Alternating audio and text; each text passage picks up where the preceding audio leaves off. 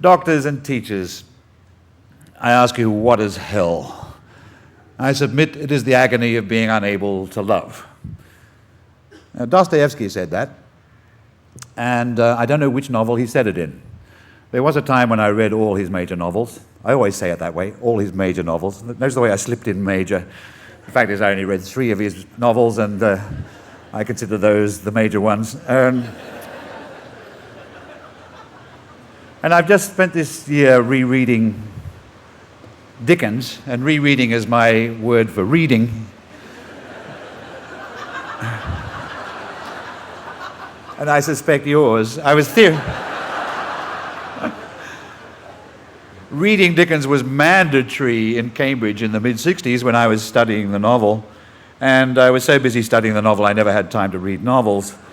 And now, getting towards the end of my life, and in retirement, I finally have time to read Dickens, and I am reading him with a mixture of delight and disgust as his major novels alternate bewilderingly between genius and banality.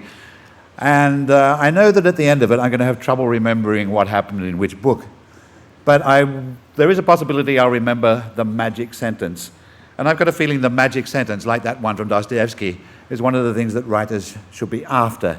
It's their best hope for immortality, is to say something that seems to unlock the world temporarily, if only for a fleeting moment for the reader. But I can't remember which Dostoevsky novel it came from. And I remember it because another writer quoted it, or one of his characters quoted it. It was J.D. Salinger. And it was in the book of stories called For Esme with Love and Squalor.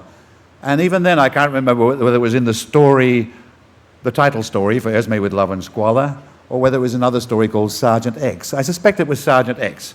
It's about a hard-bitten soldier, not unlike Salinger, who, of course, was in every campaign from D-Day right through to the end of the war, who opens a book that had been owned by a Nazi family, and the ex-Nazi, presumably now dead, had written in the flyleaf, "Doctors and teachers, I ask you, what is hell? I submit it is the agony of being unable to love." Presumably, he wrote it in German, and Sergeant X could read German. That's a point that Salinger doesn't cover.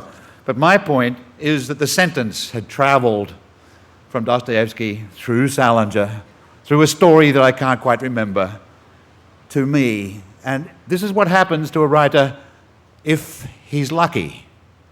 And by he, I mean he or she. I'm one of those old-fashioned fellas who is stuck with grammar as it used to be. That's what happens if you're lucky. It's what happened to Dickens when he was lucky. It never happened to Bulwer Lytton.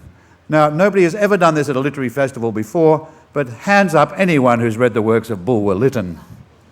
You've never even heard of him, confess it. Yet in the 19th century, Bulwer Lytton was huge. If there had been a hay-on-wire literary festival at the height of Bulwer Lytton's career, snaring Bulwer Lytton for the festival would have been the coup. The complete works of Bulwer Lytton were sold in Australia. They were ordered in bulk by Australian graziers, loaded onto bullock drays and taken up country, where they can occasionally still be found 150 years later, sometimes forming part of the house. They were sometimes used as insulation in the extension built at the back of the house. And that's what happened to the works of Bulwer Lytton, and it's what's going to happen to most writers. And it's something I try to remind myself as I get towards the end of my own career's course, is that oblivion is probably where you're headed. And if you're lucky, you'll write a few things that people will remember. And I call that the magic sentence. And when I'm reading from my own works, I want you to know that I'm not quite as conceited as I seem.